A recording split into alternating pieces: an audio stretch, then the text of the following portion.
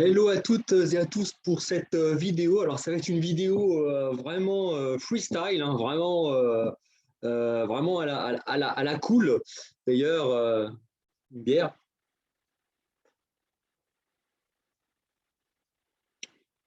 Une vidéo super cool, d'ailleurs, que je voulais faire avant même de monter ma chaîne YouTube pour faire une annonce, une grande annonce.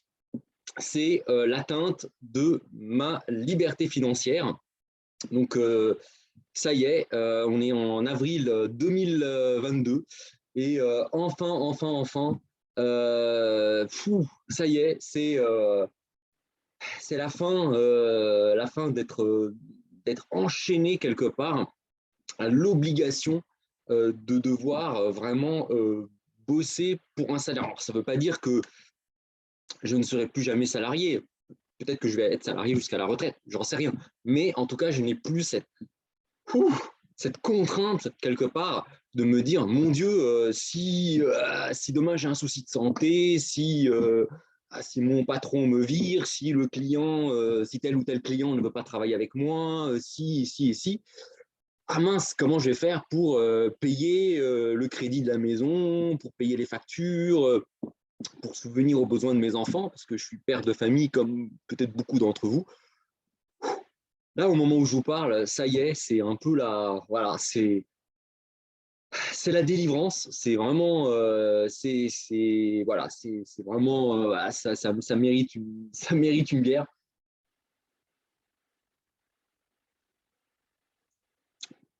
Alors, alors, je vais quand même vous expliquer ce que j'entends par liberté financière. Comment moi j'ai construit ma liberté financière. Je ne vais pas juste contenter de dire oui, ça y est, j'ai atteint la liberté financière et c'est fini. Je vais vous montrer, en fait, dans cette vidéo, hein, cette petite présentation, que l'atteinte de la liberté financière chez moi a été assez compliquée, a été assez tortueux, peut-être par rapport à d'autres influenceurs que vous pouvez suivre. Chez moi, ça a été plus compliqué, mais j'y suis arrivé et je vais vous expliquer un petit peu, comment j'y suis parvenu et c'est quoi ma conception de la liberté financière. Alors,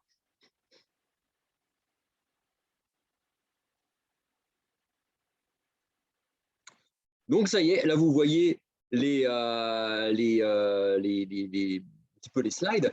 Alors le mot, surtout par écrit, hein, comme je vais faire des partenariats, le mot liberté financière n'est pas forcément bien vu par certains partenaires parce que ça envoie une connotation un petit peu, on va dire, marchand de rêve.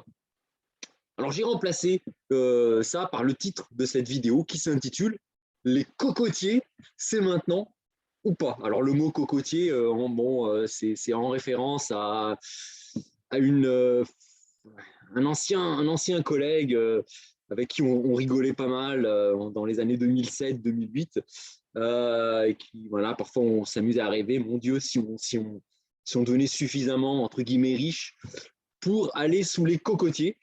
Et voilà, donc à l'époque, je disais cocotier avant de dire liberté financière. Donc ensuite, c'est devenu la liberté financière parce que je l'ai théorisé. Hein. J'ai suivi pas mal de vidéos, j'ai lu beaucoup de livres hein, sur la liberté financière. Hein. Robert Kiyosaki, Yann Darwin, Tammy Cabage. J'ai lu pas mal de choses. Et moi, j'ai aussi, je suis en train d'écrire un livre pour théoriser cette liberté financière et montrer un peu en pratique comment l'atteindre. Enfin, ce n'est pas le sujet de la vidéo. L'objectif de cette vidéo, c'est vraiment de vous montrer un petit peu ce que j'entends euh, par liberté financière et pourquoi je considère que j'ai atteint la liberté financière. Alors peut-être que vous allez considérer que ce n'est pas du tout votre cas. Moi, en tout cas, bon, j'estime que la mission est accomplie, on va dire. Alors, donc, mardi 5 avril 2022, c'est vraiment le jour où je suis officiellement libre financièrement et encore un coup de bière.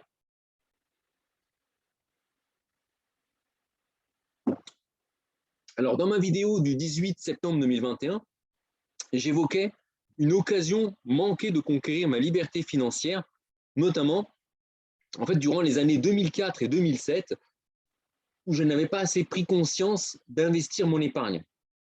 Alors, en fait, dans cette vidéo que j'avais fait en septembre, j'ai indiqué que si j'avais commencé à investir en 2004 au lieu d'investir en 2007, en fait, j'aurais atteint la liberté financière dès l'année 2012. Donc, j'ai pris 10 ans de retard en ayant perdu 3 ans à ne pas investir, surtout au moment où les marchés ont beaucoup progressé. J'ai perdu 10 ans de liberté financière. C'est énorme, c'est-à-dire que la date de liberté financière, au lieu d'être en 2012, ça a été reporté sans cesse en 2016, puis 2018, 2020, puis avril 2022.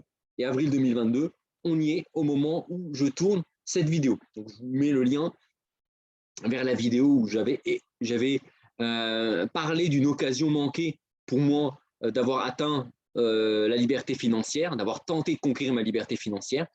Voilà, bon, c'est une occasion manquée, mais je suis quand même arrivé. Donc, à force de persévérance, j'ai enfin pu atteindre la liberté financière le mardi 5 avril 2022 à l'âge de 45 ans. D'où l'image des cocotiers au début de vidéo. Alors, la spécificité de ma chaîne, en fait, c'est que je l'ai ouverte avant même d'avoir atteint ma liberté financière. Alors qu'en général, les influenceurs que vous pouvez suivre, Tammy Cabage, Yann Darwin, Mehdi Chirac, sont souvent des personnes qui ont d'abord atteint la liberté financière, souvent grâce à l'immobilier ou grâce au trading, et ensuite, ils lancent un business en ligne et ils montent leur chaîne YouTube pour parler de ce qu'ils avaient fait avant, quand ils n'étaient pas libres financièrement. Pour moi, c'est un petit peu, voilà, j'ai pris l'initiative en fait de créer cette chaîne alors que j'étais en train de conquérir en fait ma liberté financière. Je ne l'avais pas encore atteinte. Alors donc, je parle beaucoup de liberté financière, j'en ai déjà parlé dans des vidéos antérieures, mais à quoi ressemble cette liberté financière que j'ai atteint, en tout cas de mon point de vue, en avril 2022. Alors, vous ne serez peut-être pas d'accord avec moi. Alors, la liberté financière en chiffres. Alors, dans cette vidéo, en fait, je m'inspire du travail en fait, qu'avait pu faire, que fait d'ailleurs toujours Anthony de la chaîne Objectif Liberté Financière, qui décrit, et ça c'est vraiment génial, hein, j'aime bien suivre cette chaîne, qui décrit l'évolution de son patrimoine vraiment en toute transparence. Hein. Il montre tous les biens immobiliers qu'il a, les crédits, ses investissements boursiers, et il montre l'évolution de son patrimoine. Donc moi, je vais faire cet exercice aujourd'hui avec vous au moment où j'ai atteint ma liberté financière. Alors actuellement, le 5 avril 2022, mon patrimoine net de dette et de fiscalité, c'est-à-dire la valeur liquidative de mon patrimoine, s'élève à 991 765 €. C'est assez précis. J'ai passé du temps à évaluer vraiment mon patrimoine à l'euro près en date du 5 avril 2022. Alors bon, ça c'est un chiffre qui veut en fait rien dire. Hein. Je me suis cassé, je me suis fait chier à calculer à l'euro près mon patrimoine, mais ce chiffre ne veut strictement rien dire. Moi, je connais un paquet de personnes qui sont loin de la liberté financière et qui ont un patrimoine 5 à 10 fois plus élevé que le mien. Je connais des gens qui ont atteint la liberté financière avec un patrimoine beaucoup, beaucoup plus bas que celui-ci. La liberté financière, c'est également une affaire, on va dire, de goût et de couleur. Hein. C'est une affaire personnelle. Alors là, je vous donne des exemples. Hein. Moi, je connais, alors c'est des gens que je connais, alors évidemment, je ne vais pas citer les noms. Je connais par exemple un ménage qui gagne très très bien sa vie, hein, très très bien sa vie. Hein, je crois, c'est voilà, enfin, je ne vais même pas dire les métiers parce que je ne veux pas qu'ils se reconnaissent. Hein. Je suis très soucieux quand même de l'anonymat des gens. Donc c'est un ménage qui est très soucieux du paraître. Donc ils ont deux voitures. Hein. Alors une voiture, une Maserati MC20 au prix de 220 000 €. Hein. Vous regardez les portes qui s'ouvrent. Waouh, c'est voiture du futur. Et une voiture familiale de type Audi Q7, 80 000 euros. Déjà, 300 000 euros de voiture. Alors, ils ont un appartement T5 de 120 mètres carrés en plein cœur de Paris d'une valeur de 1 300 000 euros avec une dette, il y a une dette sur cet appartement qui s'élève à 800 000 euros. Donc la valeur nette de cet appartement, 1 300 000 euros moins 800 000 euros de dette, 500 000 euros. Ils ont aussi un ameublement vraiment luxueux. J'ai déjà pu être invité chez eux. Ils ont un super lustre, enfin, franchement, c'est des meubles, waouh, des canapés, du marbre, moulure, enfin, parquet, super parquet, enfin, vraiment top, top. 170 000 euros. Moi, j'ai posé la question, mais à combien vous avez acheté tous ces meubles, plus les luminaires 170 000 euros. Et puis, pour finir, si à 40 ans, on n'a pas une Rolex, on a raté sa vie, dixit un ancien conseiller de Nicolas Sarkozy. Donc, une Rolex évaluée à 21 765 euros.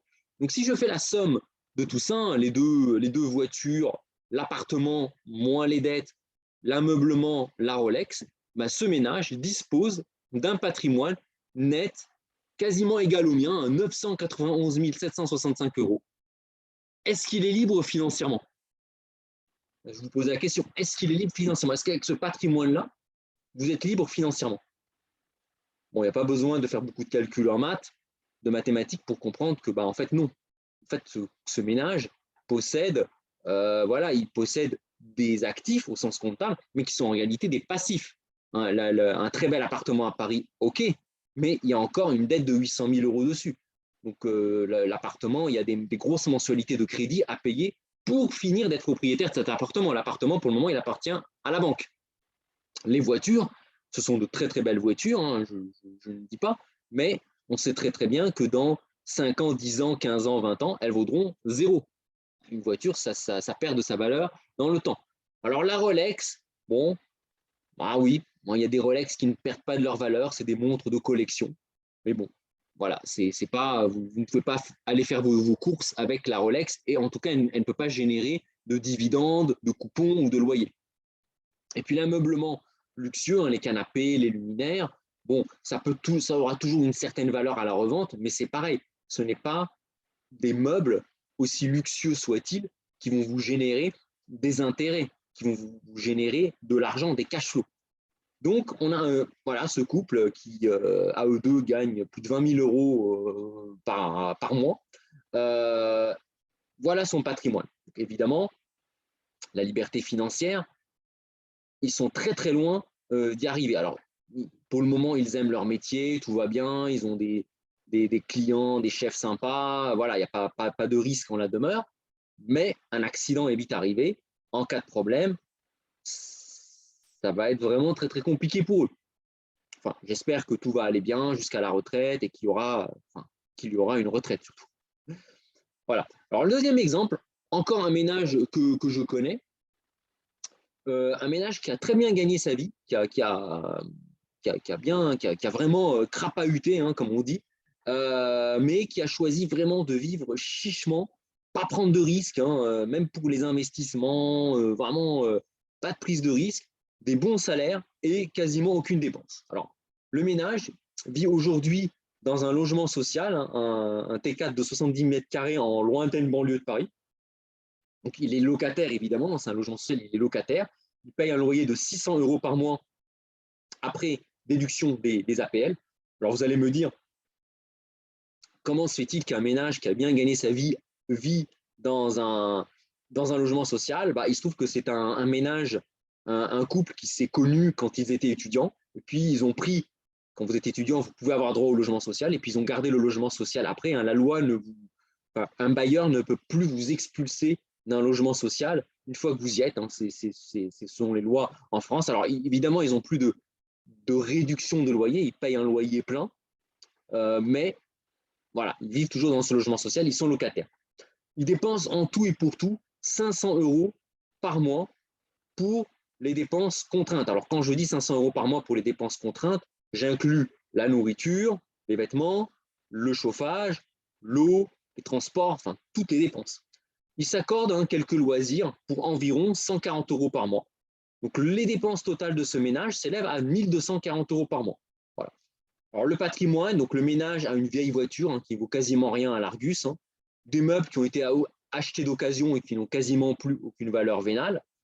Toute l'épargne, donc, ce ménage a mis de côté 991 765 €, donc le même patrimoine que le mien et le même patrimoine que le premier ménage, le ménage du premier exemple. Et lui, il ne s'est pas cassé la tête. Les 991 765 € sont placés dans un fonds euro d'une assurance vie avec un taux net de 1,5%. Donc, au vu du patrimoine, évidemment, le ménage n'a pas le droit au RSA. Et les revenus de l'assurance vie s'élèvent à, c'est facile, 991 000 fois 1,5% sur 12, à 1 240 € par mois. Donc voilà, donc ce ménage-là, est-ce qu'il est libre financièrement? Réponse, oui, il est libre financièrement, dans la mesure où ses revenus passifs, son assurance vie à un taux à 1,5%, compense l'intégralité des dépenses. Voilà un exemple d'un ménage qui a atteint la liberté financière, mais plutôt par la voie dite survivaliste. Voilà, c'est vraiment, on diminue, on limite au maximum les dépenses, on met de côté et on place l'argent vraiment sans prendre de risques. Mais évidemment, ce ménage, au moment où je vous parle, voilà, il a arrêté de travailler, il en avait vraiment marre de son, enfin, le monsieur et madame en avaient marre de leurs emplois respectifs.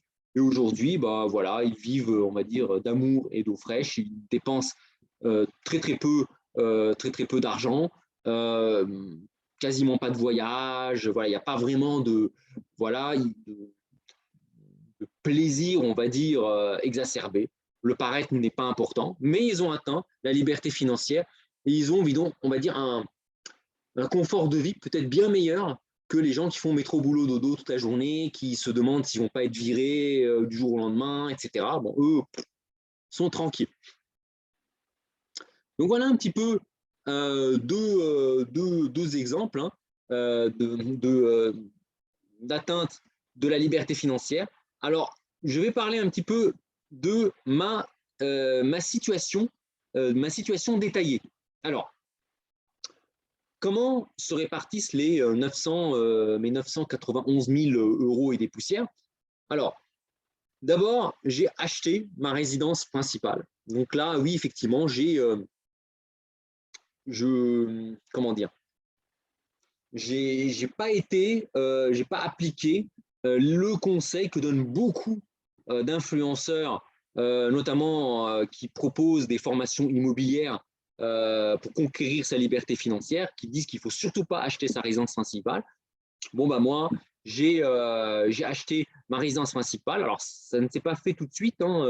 Je l'ai acheté, j'avais déjà plus de 30 ans. J'avais 34 ans, donc j'étais pas jeune. Après avoir pas mal discuté avec mon épouse, voilà, on savait qu'on voulait pas vraiment déménager, on savait qu'on allait vivre très longtemps dans la banlieue, dans une banlieue sympa de la région parisienne, pour être non pas très très loin de nos familles respectives.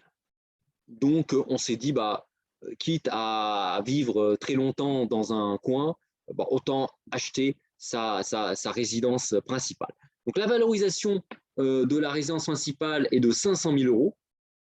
Alors on a contracté un crédit de 250 000 € en 2010 et aujourd'hui, le 5 avril 2022, le crédit a fini d'être remboursé. Donc il reste 0 € de crédit. Donc les propriétés de ce logement, c'est une maison de 150 mètres carrés, 4 chambres, un sous-sol total permettant de stocker, outre les voitures, l'outillage et des réserves alimentaires, notamment des boîtes de conserve, des pâtes, etc. Il y a une grosse capacité de stockage. Et ça peut être important par les temps qui courent, s'il faut faire des réserves alimentaires partant de pénuries liées au Covid en Chine et surtout à la guerre en Ukraine. Bon, c'est toujours sympa de pouvoir avoir de l'espace pour conserver notamment les denrées alimentaires. Alors, on a un terrain de 1000 mètres carrés, en partie cultivé, des tomates, des courgettes, des fraises, des framboises, des groseilles, etc. Et on a aussi un poulailler. Alors, les sources d'énergie, donc on ne dépend plus du gaz. Donc ça, c'est déjà bien quand on voit l'envolée des prix du gaz. Alors, on dépend de l'électricité, mais on a également une cheminée et on a un toit qui nous permet d'installer des panneaux solaires pour ne plus être totalement dépendant de l'électricité dont le prix peut également énormément augmenter. Donc on a pas mal de sources finalement d'énergie qui peuvent finalement nous permettre, si on le souhaite, d'être vraiment, on va dire, le plus possible indépendant de EDF. Et puis la situation géographique de la maison, ça c'est très important. Charles Sana d'ailleurs en parle, hein, que je suis beaucoup en parle dans ses vidéos. Hein, pensez un petit peu à l'emplacement, l'employabilité et le patrimoine. La situation de la maison, elle est assez sympa. On est à moins de 30 km de Paris. On est à distance de marche de la gare, des écoles, du médecin, de l'hôpital, des commerces et de la boulangerie. Donc c'est vraiment, on peut quasiment, voilà, on peut tout faire à pied. Et en 10 minutes, on est en plein cœur de la forêt, quoi. On peut, enfin pour celles et ceux qui me connaissent, hein, j'ai déjà envoyé des photos de mes balades en forêt. J'adore la marche. Enfin voilà, en 10 minutes, je marche 10 minutes de chez moi, je suis en plein cœur de la forêt. Il y a des cascades, des rivières. Enfin, c'est génial, quoi. Et en 35 minutes, je suis en plein cœur de Paris. Donc, on a une situation de la maison qui est quand même assez sympathique. Donc, comme je disais, hein, dans l'atteinte de la liberté financière, la situation géographique est très importante. Alors, en ayant une résidence principale en proche banlieue, je maximise mon employabilité avec de l'espace et du terrain, ce qui me permet d'assurer l'autonomie énergétique et en partie l'autonomie alimentaire. Et avec un crédit soldé, ce qui m'assure une sécurité quant au risque de saisie de la maison. En fait, avec une résidence principale finie de payer et située comme on est situé, en fait, on a déjà fait 40% de la liberté financière. Le prix, quand on regarde statistiquement, le coût pour se loger des Français, c'est quasiment entre 30 et 40% des salaires. Un ménage, c'est 30 à 40% des salaires d'un ménage, ça va pour le logement. Nous, ça y est, on vit dans une maison sur laquelle il n'y a plus de crédit. Alors, en plus de cela, on a 2 résidences locatives. Donc, en plus de cette résidence principale, on a investi très tôt, ma compagne et moi, dans l'achat de 2 appartements qui permettent d'avoir des revenus réguliers. Alors, donc ma compagne a investi dans le Val-de-Marne, donc à 15 km de Paris, hein, dans le dispositif Solibail jusqu'en 2019. Donc loyer 630 €, les charges 80 €, crédit de 85 000 € contracté en 2007. La dette actuelle, elle est de 0 € parce qu'il a fini d'être remboursé en 2019. Et la valorisation de cet appartement, c'est à peu près 95 000 €. Alors pour l'info, en fait, ma compagne avait acheté cet appartement en 2007 avant de me connaître. En fait, c'était sa résidence principale. Et en fait, quand on s'est rencontrés, puis on a acheté la maison ensemble, bon, elle voulait vendre cet appartement et c'est moi qui lui ai dit surtout, il ne faut pas le vendre, il ne faut pas vendre cet appartement. On n'est vraiment pas loin de Paris, on est à 15 km de Paris. Vaut mieux le mettre en location, faire éventuellement des travaux si jamais il y a de l'usure. Le mettre en location parce qu'après, ça sera un chemin, un gros chemin parcouru vers la liberté financière. Évidemment, ma compagne, elle n'était pas, honnêtement, elle n'était pas emballée, hein, elle voulait vraiment s'en débarrasser. Et je lui ai dit, on va le mettre en location. On va le mettre en location. Alors évidemment, ça nous faisait des crédits énormes parce que c'est le crédit de cet appartement, plus la maison, ça fait déjà beaucoup. D'autant plus que quand j'ai rencontré ma compagne, j'avais déjà acheté en 2007 aussi mais je ne connaissais pas ma femme à l'époque, un appartement situé à 25 km de Genève, en neuf, avec un dispositif d'Eurobien.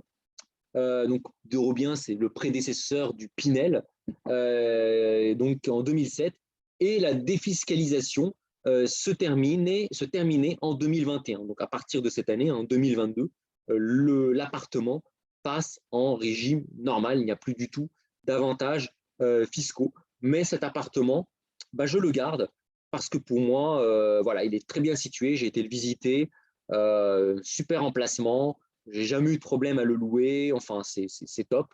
Et voilà, j'ai jamais eu de problème à le louer. Et il se trouve que cet appartement bénéficiait du dispositif d'Eurobien, donc l'équivalent du Pinel aujourd'hui. Donc la morale de l'histoire, hein, ça c'est très important. Quand vous, vous voulez faire un investissement en Pinel, pensez d'abord au bien. Ne considérez que le dispositif fiscal, c'est juste la cerise sur le gâteau, c'est la petite carotte. On n'investit pas dans un bien immobilier pour avoir la carotte fiscale. On investit dans un bien immobilier pour se constituer un patrimoine, des revenus complémentaires. Et en plus, si on peut avoir une petite carotte fiscale, pourquoi pas? Alors cet appartement, loyer 730 €, charge 130 €, crédit 161 900 € contracté en 2007, dette actuelle sur cet appartement 0 €. L'appartement a fini d'être remboursé en 2017 et la valorisation actuelle de l'appartement s'élève à 185 000 €. Donc, voilà, hein, des efforts considérables ont été effectués pour rembourser tous les crédits immobiliers. Les crédits sur la résidence principale constituent un risque latent en cas de coup dur de la vie. Ça, c'était vraiment mon obsession. Même ma femme me disait que j'étais obsédé. Dès l'année, dès 2011, l'année qui a suivi le fait d'avoir contracté un crédit immobilier pour acheter notre résidence principale, j'avais une hantise, rembourser au plus vite le crédit sur la résidence principale pour ne plus être à risque en cas de coup dur de la vie. Problème de santé, licenciement, divorce, enfin, surtout problème de santé et licenciement, parce que ça c'est vraiment les deux, c'est souvent les deux gros, enfin, vraiment les deux gros dangers. Bon, le divorce, bon, c'est une séparation, ça n'appauvrit pas de manière définitive, ça peut appauvrir sur le coup, mais après, enfin, j'ai jamais divorcé, j'espère ne jamais divorcer, mais en général, quand on se sépare en bonne entente, ça va. Un licenciement, par contre, ou un problème de santé, là, c'est rédhibitoire. Là, vous savez, vous avez une perte de pouvoir d'achat qui est immédiate, on va dire.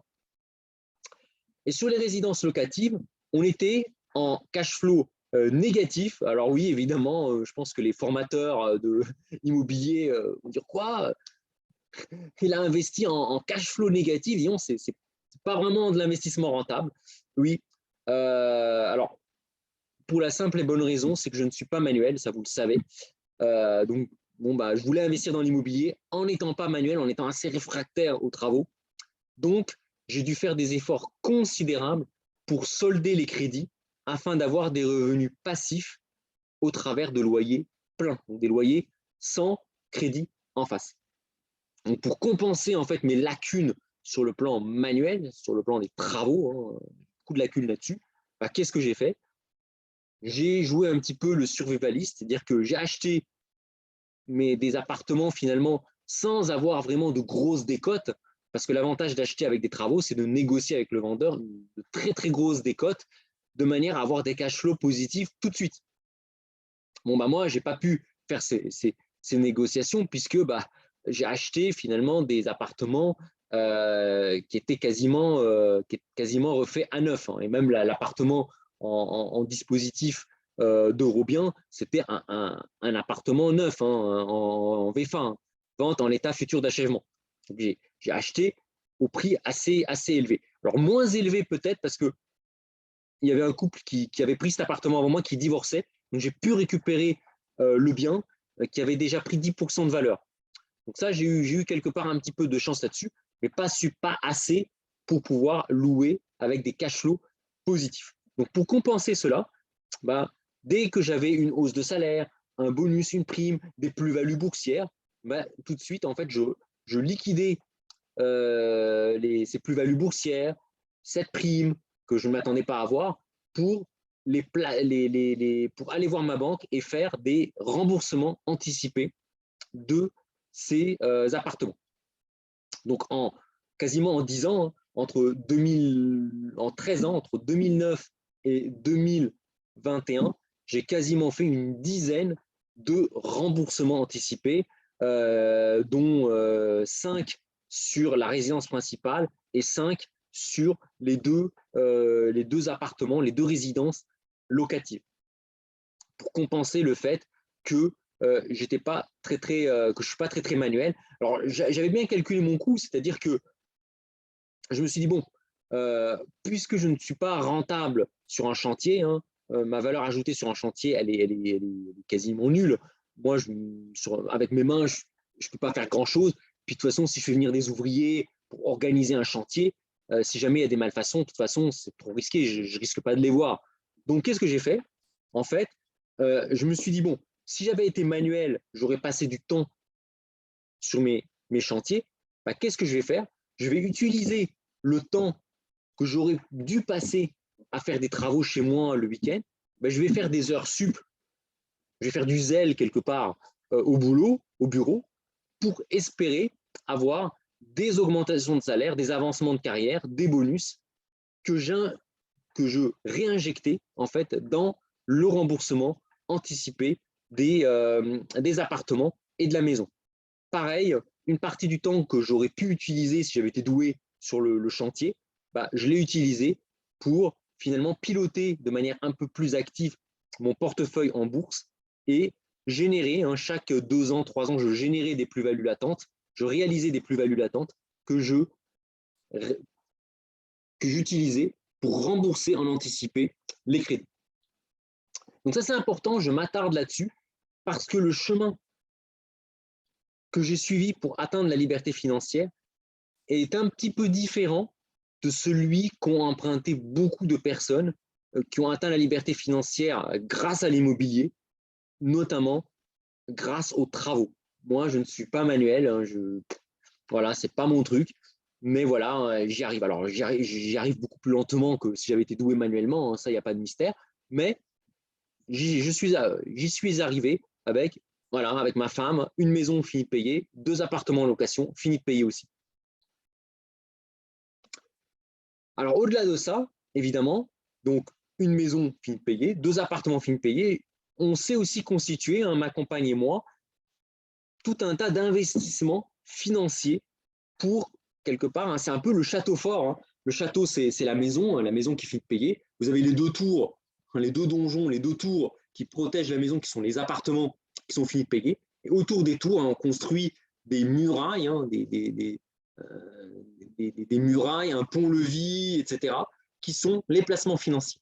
Alors, le premier placement financier, c'est un plan d'épargne, des plans d'épargne retraite, hein, 60 000 euros investis, l'allocation d'actifs, 30 000 euros en actions, 10 000 euros en fonds immobiliers, 5 000 euros en matières premières, 22 000 euros en fonds obligataires, 3 000 euros en fonds monétaires. Clause de sortie anticipée, ça c'est important. Départ à la retraite, évidemment, c'est un plan d'épargne retraite. L'achat de la première résidence principale. Bon, j'ai déjà liquidé un ancien plan d'épargne retraite pour avoir un peu d'apport pour acheter la maison. Bon, là, évidemment, nous sommes déjà propriétaires de notre résidence principale, donc on ne pourra pas le liquider pour acheter la résidence principale. Le surendettement, bon, 3e point, bon, ça, j'espère clairement ne pas y arriver parce que si je finis en surendettement, c'est que je ne serai plus libre financièrement. Et enfin, 4e point, l'expiration des droits au chômage. Alors, ce 4e point est important car il me permettra, en cas de mauvais coup, de libérer une épargne de précaution liquide pour faire face à d'autres aléas de la vie que le chômage pouvant survenir. Parce que souvent, vous perdez votre emploi et comme par hasard, vous avez 4-5 merdes qui vous tombent dessus. Hein, là, je cite des exemples, hein, problèmes de santé, travaux imprévus, etc. Je rappelle, la liberté financière, pour moi, c'est la capacité de vivre de son patrimoine indépendamment des aléas de la vie pouvant survenir. Ça, c'est quelque chose de très important. Alors, j'ai également un plan d'épargne entreprise, 35 000 € investis. L'allocation d'actifs, 18 000 €, c'est l'actionnariat salarié, donc c'est des actions des entreprises où j'ai travaillé. 5 000 € en fonds actions, 2 000 € en fonds private equity, 1 000 € en infrastructure, 3 000 € en fonds immobiliers, 3 000 € en matières premières, 2 000 € fonds obligataires et 1 000 € en fonds monétaires. Alors, les clauses de sortie d'un plan d'épargne d'entreprise, vous avez le mariage, le Pacs, la naissance d'un enfant, l'achat de la première résidence principale et la démission, le licenciement, rupture conventionnelle, départ à la retraite. Donc, évidemment, ce quatrième point est très important car lui aussi, il me permettra, en cas de mauvais coup, de libérer cette épargne de 35 000 € pour faire face aux aléas de la vie. Alors, on a également des assurances vie pour 18 000 € avec 5 000 € de fonds en métaux précieux, 3 000 € de produits structurés actions, 2 000 € de fonds euros, 4 000 € de SCI, 2 000 € fonds euros, 1 000 € de fonds obligataires, 1 000 € de fonds monétaires. Et puis, on a 5 000 € d'épargne de cash investi dans les livrets A, LDD. Donc, pas énormément d'argent investi sur ces supports. Pourquoi ? Parce que leur rendement aujourd'hui est très en dessous de l'inflation. Donc, ça ne sert à rien d'avoir 50 000 € sur du livret A, du LDD. Ça, bon, quand des gens, des proches, des amis de ma famille me demandent, honnêtement, ça ne sert à rien d'avoir 50 000 € investis sur du livret A, du LDD. C'est de la perte sèche. Donc, tout ça, en fait, pour vous dire que 5 000 plus 18 000 plus 35 000 plus 60 000, ça fait quasiment 100 000 € finalement que mon épouse et moi sommes capables de mobiliser, en plus des 2 appartements qui ramènent des loyers, qu'on est capable de mobiliser pour faire face aux aléas de la vie qui pourraient se rajouter à une perte d'emploi. Donc, on est vraiment là, on bétonne, quoi. Là, il s'agit vraiment de tout verrouiller, de tout bétonner. C'est un peu ce qu'on a fait. C'est un peu ma notion de la liberté financière. Pour moi, la liberté financière, c'est pas acheter des Maserati, des Rolex et tout ça. Pour moi, ça m'intéresse pas. Alors, j'ai rien contre ceux qui adorent ça. Enfin, voilà, les belles voitures, c'est sympa. Ça peut être cool, quoi. Moi, ça m'intéresse pas. Pour moi, la liberté financière, c'est la capacité de dire, OK, il m'arrive des merdes, problèmes de santé, divorce, le client, problème avec les clients qui ne veulent pas bosser avec moi ou qui ne veulent plus bosser avec moi, le chef qui problème d'humeur avec le chef, qui m'arrive n'importe quoi. Ma femme et moi, ma compagne et moi, on est armés pour résister. Alors, last but not least, j'ai également ma société New Deal Investment Consulting, justement en prévision de l'atteinte de la liberté financière. J'ai créé ma société en 2015, New Deal Investment Consulting, dont le premier objet, en fait, était de faire finalement de l'intermédiation, c'est-à-dire mettre en relation des candidats, des recruteurs, et puis évidemment, vous avez des commissions au passage. Donc, j'ai un petit peu fait cette activité, on va dire, de manière, voilà, toujours en parallèle de mon activité salariée. Donc, c'est un business en parallèle. Alors, mine de rien, cette société m'a permis de me verser pas mal de dividendes, dont certains nous ont bien aidés, à ma femme et moi, de faire des remboursements anticipés d'une partie du crédit de la résidence principale. Mais j'ai quand même gardé à peu près 93 000 €, 93 000 € qui se comportent entre de l'apport personnel que j'ai fait moi, je mets de l'apport dans ma société, et des reports à nouveau. Quand la société fait des résultats, parfois, je choisis de ne pas me verser des dividendes. Dans les 3 dernières années, je me suis versé 0 € de dividendes, j'ai tout réinvesti. Et l'allocation d'actifs de cette société, 40 000 € placés en SCPI, 10 500 euros placés dans un club deal immobilier. Hein, donc, c'est un club deal, c'est un investissement immobilier réalisé au nord de New York. J'en ai déjà parlé dans des vidéos, notamment, voilà, c'est un investissement qui a été réalisé grâce notamment à la société Green Bull avec Yann Darwin, hein, qui a été un peu un pilote sur ce projet. Et moi, autant moi, sur le plan manuel, je suis vraiment pas à l'aise, les travaux. Autant, bon, quand j'ai appris que Yann Darwin était partie prenante de ce projet, et je sais que lui, je pense que les travaux, ça n'a aucun secret pour lui, j'ai fait partie des investisseurs qui ont choisi d'investir une partie de leur patrimoine. Alors, j'ai aussi un compte titre action de 5 500 euros, un compte titre obligation indexée inflation de 1 000 euros, un compte de trading de 25 500 euros. Donc, vous voyez l'allocation hein, ici, avec du blé, du maïs, etc. Et de la trésorerie avec 11 265 euros. C'est du cash, que je peux utiliser assez rapidement. Donc là, quand on ajoute tout ça, on arrive à un total, un patrimoine net de dette de 991 000 et des poussières, 991 000 euros et des poussières. Alors à cela s'ajoute ce que j'appelle des actifs immatériels qui valent rien, qui valent zéro, mais qui ont une capacité qui, quelque part, donc je vous ai parlé de la maison Philippe Payet qui constitue vraiment le cœur du château, hein, c'est vraiment le donjon. Vous avez les deux appartements Philippe Payet qui sont un petit peu les deux tours qui protègent le donjon central. Vous avez les investissements en assurance vie, plan d'épargne retraite, plan d'épargne entreprise, compte sous livret qui constituent quelque part la muraille du château. Hein, c'est l'épargne que je peux mobiliser assez vite pour faire face aux challenges, aux aléas de la vie et qui en plus est placée, donc rapporte des intérêts. Donc ça, vous avez la muraille, on va dire. Vous avez une deuxième zone de muraille qui est la société New Deal Investment Consulting, donc qui contient un vrai petit trésor de guerre. Une grosse partie de l'argent est placée dans des actifs rentables. Ça, c'est la deuxième muraille. Et enfin, vous avez, on va dire, des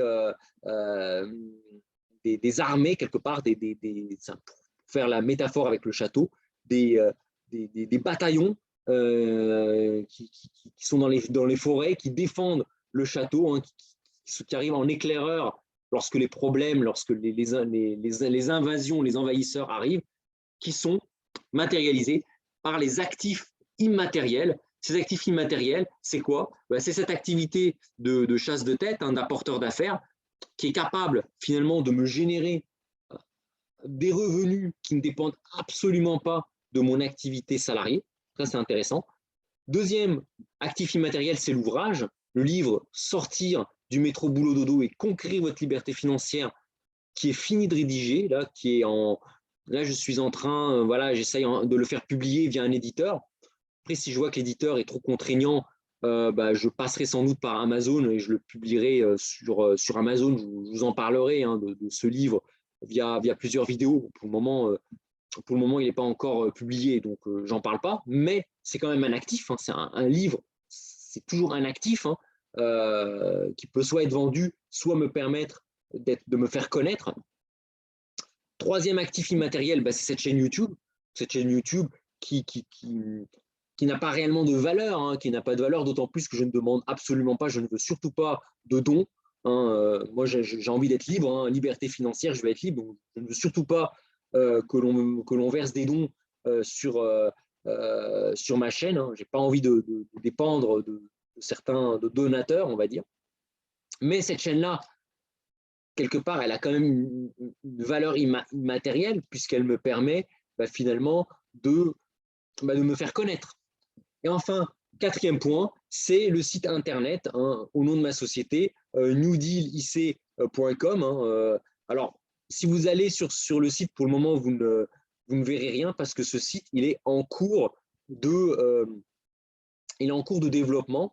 via un ami que je connais très très bien, hein, qui est quelqu'un de brillant, en qui j'ai énormément confiance, qui est en train de me développer le site et qui est vraiment génial. Bon, il me l'a montré, ça prend une belle tête tout ça. Voilà. Et puis un cinquième point que j'ai pas mis, c'est la possibilité, notamment via mon épouse, de me faire des cartes de visite au nom de ma société. Voilà. Donc, on a tout un tas d'actifs immatériels qui n'ont pas de valeur financière intrinsèque, mais qui peuvent me permettre de créer des business en parallèle de mon activité principale, de mon activité de salarié. Et enfin, je termine de ma situation avec des actifs comptables, mais qui sont des passifs au sens de la liberté financière. Alors, j'ai une Clio 3 mise sur le marché en 2004, hein, vous voyez, donc elle a 18 ans, la pauvre voiture. Contrôle technique, le gars, il n'en revenait pas quand il a vu la tête de la voiture. Bon, bah, évidemment, un valeur à l'Argus, zéro. Ça vaut rien, ça vaut à peine le prix de la ferraille. On a une Peugeot 3008. Alors ça, c'est pas mal pour partir en vacances. Alors, c'est pas vraiment du luxe, hein. C'est parce que bah, quand on a deux enfants, on veut partir en vacances avec deux enfants, il vaut mieux avoir une voiture qui a du coffre, de la place dans le coffre. Surtout quand les enfants étaient petits, il fallait amener le lit bébé, la poussette, etc. Donc la valeur à l'Argus, bon, bah, elle a été achetée en 2013. Bon, aujourd'hui, voilà, ça vaudrait 5 000 euros, quoi. Bon, voilà, on fera pas fortune avec les voitures, quoi. On a des meubles achetés en 2010, hein, bah, quand on a meublé la maison, canapés, des chaises, des tables. Bon, bah, aujourd'hui, ça vaut quasiment rien, quoi, hein. Des meubles qui datent de 10 ans, bon, bah, c'est pas, ça vaut rien. Donc voilà, donc j'ai très peu de passifs de grande valeur. En fait, vous comprenez, j'accorde peu d'importance aux biens matériels et à l'apparence. C'est des choses qui ne m'intéressent pas. Vous voyez, hein, comment je suis habillé. Vous voyez, j'ai pas des vêtements, waouh, la première génération. Les passifs que je possède, en fait, ont davantage une valeur d'usage, hein, se déplacer, se loger, qu'une réelle valeur marchande. Alors voilà un petit peu la situation. Ça, vous avez peut-être pu le voir, je l'ai déjà montré dans la vidéo. C'est l'évolution de mon patrimoine, hein, avec les différents actifs, hein, résidence principale, les appartements, les SCPI, les actions, le monétaire.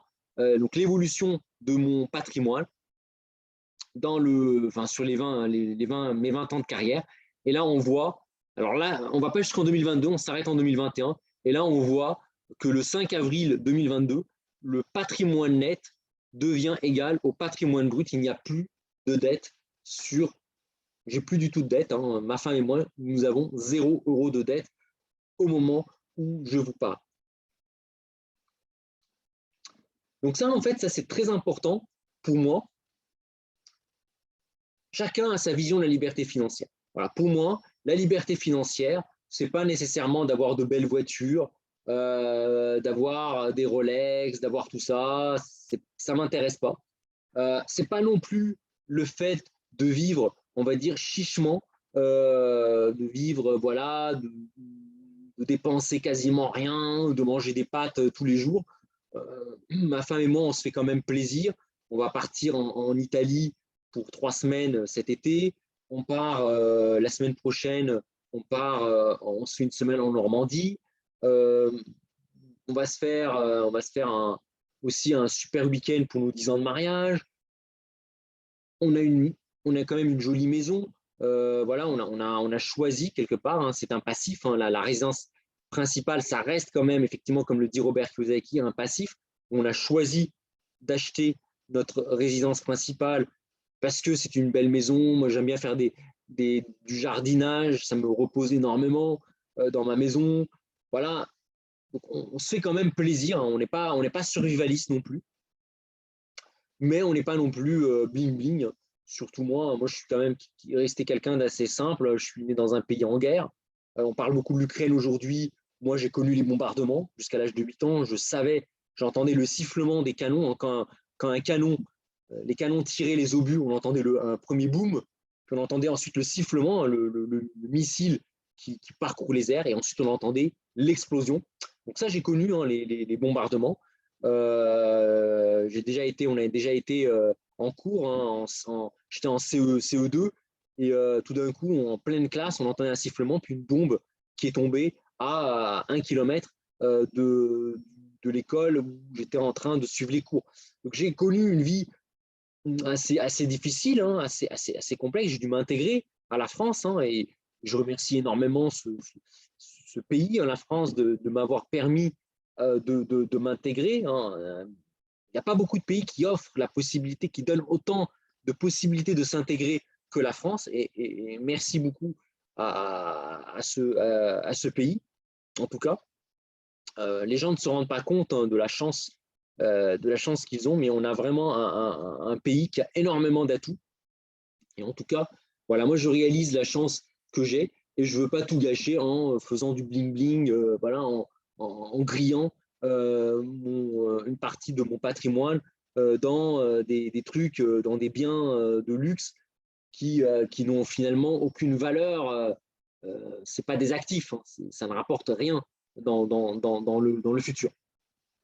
Voilà. Cela étant, attention, hein, j'ai rien contre les Rolex, les Maserati, les Audi Q7, les Porsche et tout ça. Hein. J'ai plein d'amis qui ont des Porsche, des Maserati. J'ai aucun problème. Voilà. Moi, ce n'est pas ma conception de la liberté financière. Voilà. Pour moi, c'est des freins vers l'atteinte de la liberté financière. D'autant plus que j'ai mis 20 ans pour atteindre la liberté financière. Alors, pourquoi? Alors, 3 raisons. La première, j'ai eu des soucis personnels, j'en ai déjà parlé dans une vidéo, qui ont entravé ma carrière, notamment dans les années 2010. Hein. J'ai carrément eu des périodes de ma vie où mon salaire a baissé. J'ai déjà eu des périodes de ma vie où je gagnais moins que 10 ans ou 15 ans même auparavant, ce qui est quand même assez rare. Hein. Bon, parce que j'ai eu quelques soucis personnels qui ont freiné ma carrière. Deuxième raison, alors là, c'est clairement de ma faute. J'ai mis 4 ans avant de réaliser l'importance de l'investissement. Alors qu'entre 2004 et 2006, je gagnais plus de 10 000 euros par mois en Suisse. J'ai rien investi. Tout était sur le compte courant. Ça, c'est pas très, très malin de ma part. Les marchés ont connu des performances exceptionnelles et je suis donc passé au travers entre 2004 et 2006. Et quand j'ai pris conscience de l'importance d'investir, on était à l'été 2007 avec la crise des subprimes. Donc là, j'ai vraiment perdu énormément de temps.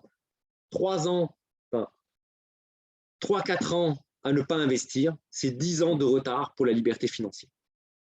Et enfin, troisième raison, j'ai énormément misé quand j'étais jeune sur l'intelligence scolaire, donc en négligeant l'importance de maîtriser les activités manuelles et techniques.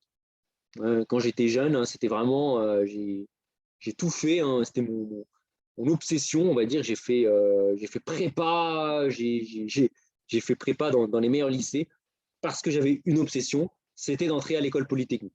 Au final, j'ai jamais réussi à avoir ce concours, hein, ni l'école normale supérieure, ni Centrale Paris, ni enfin, vraiment les big écoles, on va dire, ni HEC, tout ça, j'ai pas pu les avoir, mais j'ai vraiment mis toute la gomme là-dessus, finalement, en négligeant l'importance de maîtriser les activités manuelles et techniques.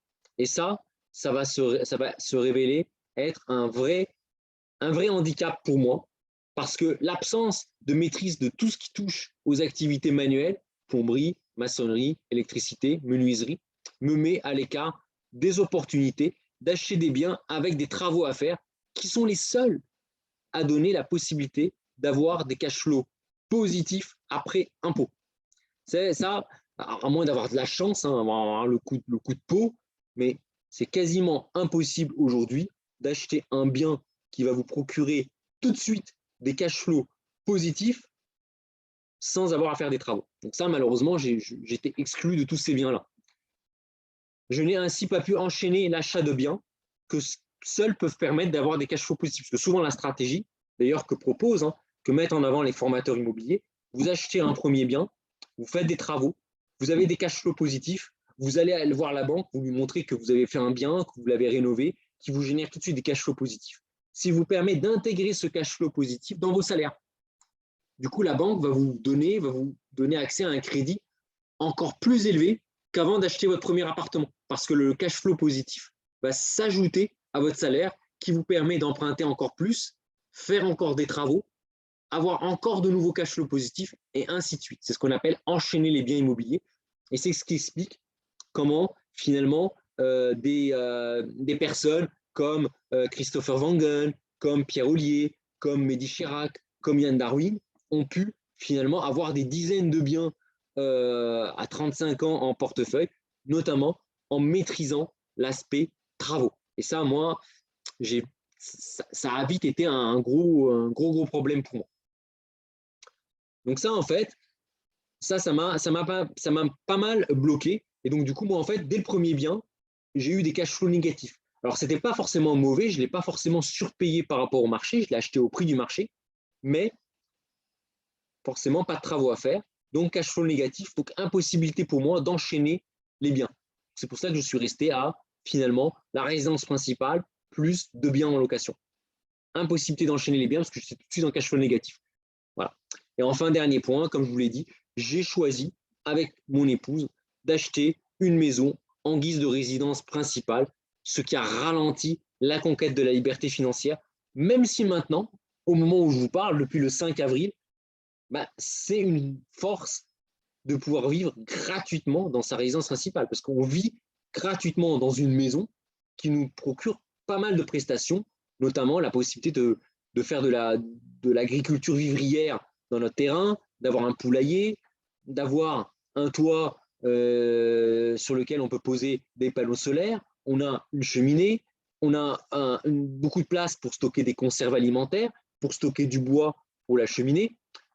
On a de la place également pour avoir un récupérateur d'eau. Bref, on s'est constitué avec une résidence principale finie d'être payée. On s'est constitué finalement un véritable bunker, en fait un abri anti-crise, anti-atomique, anti-crise, finalement, pour résister à tous les chocs exogènes qui peuvent survenir, tout en étant assez proche finalement de Paris pour garder finalement une employabilité, une capacité à être employable, à toujours être employable, parce que la liberté financière, certes, je l'ai conquise, mais je peux très bien la perdre. Je vais justement vous en parler. Donc en étant employable grâce à la proximité de Paris. Alors maintenant, voilà, donc je suis libre financièrement. Quels sont mes choix? Parce que quand vous êtes libre financièrement, vous avez des choix de vie. Vous avez des choix de vie. Vous pouvez très bien choisir de vivre dans votre maison et avoir un mode de vie assez simple, mais vous pouvez aussi jouer au globe-trotter.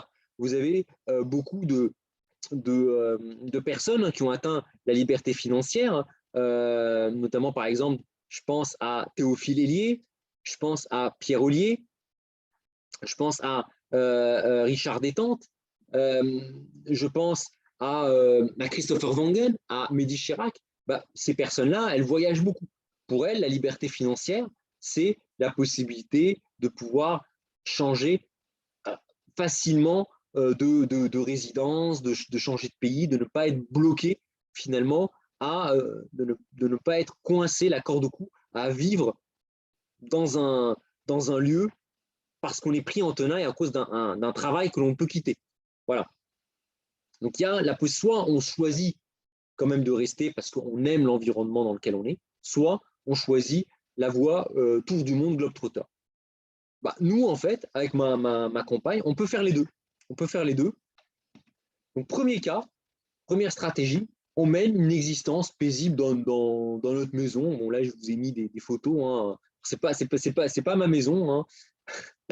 C'est pas la photo de ma baraque. Mais c'est des quartiers sympas, pavillonnaires, avec pas mal de verdure. Voilà, on vit tranquillement. Voilà, dans la maison, on fait du jardin, des promenades, on joue aux boules avec les enfants, on fait des barbecues en famille, enfin super sympa. Voilà. Alors, quand je quantifie ça, donc je vous ai parlé du patrimoine, maintenant je vais vous parler des revenus que procure le patrimoine. Donc là, vous avez le patrimoine ici, là. Ça, je vous en ai longuement parlé, hein, la résidence principale plus les résidences locatives et les placements financiers. Alors, Les dépenses contraintes. Donc, finalement, les dépenses contraintes, elles ne sont pas si élevées que ça. Alors, on a 300 € de taxe foncière, hein, donc la taxe foncière des appartements plus la taxe foncière de la maison, donc 300 € par mois, hein, c'est par mois. Alors, on a 627 € d'impôt sur le revenu. Alors ça, c'est 627 € d'impôt sur le revenu, en supposant qu'on n'a plus nos salaires. Pour le moment, au moment où je vous parle, je suis encore salarié. Je suis salarié. Donc évidemment, qu'est-ce que j'ai fait? J'ai resimulé quel serait mon impôt si j'enlevais mon salaire, si j'enlevais le salaire de ma femme et si je ne prenais en compte que les revenus de notre patrimoine. Alors, crédit immobilier, zéro. Alors, avant, on avait 3 000 € de crédit immobilier, hein, avant les remboursements. Donc, 3 000 €, c'est pas rien. Aujourd'hui, ça y est, 0 € de crédit immobilier. On paye 45 € d'eau par mois. Bon. 300 € d'électricité. Voilà, ça, c'est le gros budget. 300 € d'électricité par mois. Alors après, je reconnais, on ne fait pas beaucoup d'efforts. On est assez frileux. On met le chauffage à plus de 22 degrés dans la maison. C'est quand même une grande maison, 150 mètres carrés, plus 70 mètres carrés de sous-sol. Donc, bon, voilà, c'est une grande maison. Voilà, on met le chauffage électrique.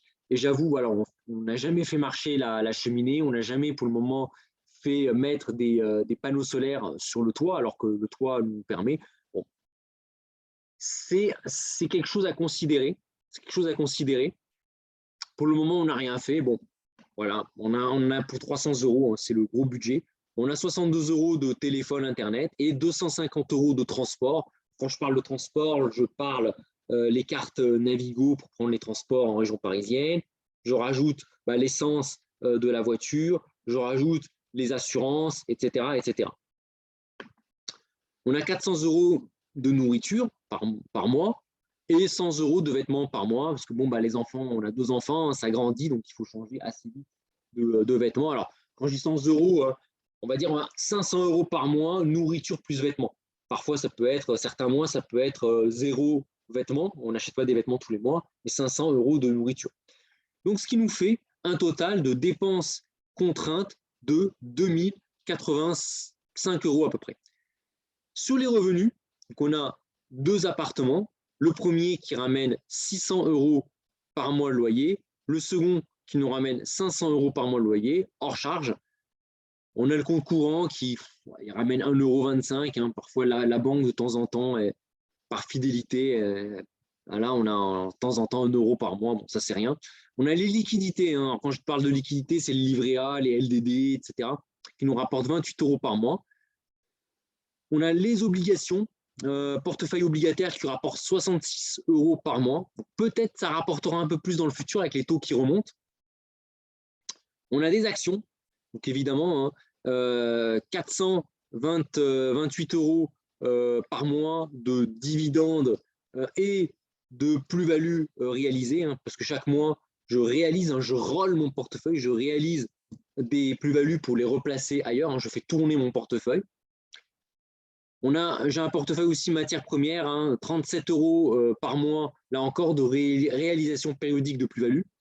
255 € par mois de plus-value réalisée sur mes fonds en private equity et 175 € par mois de, cette fois-ci, ce n'est pas des plus-values, ce sont des loyers, hein, des dividendes perçus sur les SCI et les SCPI.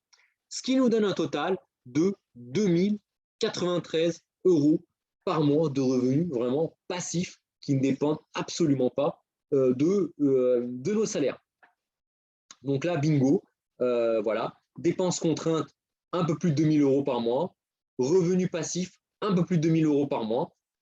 Donc ça y est, à mon sens, c'est la définition de la liberté financière. Voilà, on peut vivre dans notre maison, en proche banlieue de Paris, finalement. Et tout ça, ça s'autofinance, on n'a plus de crédit dessus. Et les dépenses contraintes qui restent, la nourriture, le chauffage, etc., sont largement compensées par les revenus passifs des appartements et des placements financiers. Donc ça, c'est la première situation. Première situation, on choisit de rester dans la maison, on peut le faire. Deuxième stratégie, parce que la liberté financière, c'est quoi? C'est la possibilité de pouvoir faire ce que vous voulez. Deuxième stratégie, on choisit de faire un tour du monde grâce à la mise en location de la résidence principale. Et là, c'est là où je ne suis pas d'accord avec ce que dit Robert Kiyosaki. Quand Robert Kiyosaki critique les gens qui achètent leur résidence principale, pour moi, ce n'est pas du tout un passif. Alors, autant une voiture, c'est clairement un passif. Une voiture, au bout de 10 ans, ça ne vaut plus rien. Hein. Autant la résidence principale, pour moi, c'est un actif. Pourquoi? Déjà, elle ne perd pas de sa valeur, contrairement à une voiture. L'immobilier, il augmente. Hein. Demandez à ceux qui ont acheté leur résidence principale au début des années 2000. Aujourd'hui, elle vaut de l'or, on va dire. Mais surtout, la résidence principale, elle a une valeur d'usage, je vous en ai beaucoup parlé, hein, le poulailler, une partie du jardin qui est cultivable, le toit avec possibilité de faire des panneaux solaires, la cheminée, la cave à vin où on peut mettre des boîtes de conserve, mais elle a également une valeur marchande parce qu'une résidence principale peut être transformée en résidence locative. Ça peut être de la location saisonnière, ça peut être de la location longue durée. Alors après, attention avec les impôts, au moment de vendre votre résidence principale, le fisc n'appliquera plus l'abattement de la plus-value sur la résidence principale, puisqu'elle aura été mise en location. Mais c'est pas grave, nous, notre maison, on ne la vendra jamais. Même si on devait faire un tour du monde, ça sera toujours notre point de chute, ça sera toujours la maison de la famille. Hein, quand les filles, pour le moment, elles ont 10 ans et 8 ans, mais quand elles seront grandes, si elles ont des enfants, cette maison sera toujours la maison, le point de chute finalement, où nos filles pourront venir avec leurs compagnes, leurs compagnons, si elles ont des enfants, pour se retrouver pour des moments en famille. Mais, donc justement, la force de la résidence principale, c'est qu'elle peut devenir une résidence locative si on choisissait de faire un tour du monde. Et je me suis amusé un petit peu, c'est d'où le titre de la vidéo, hein, les cocotiers, cocotiers.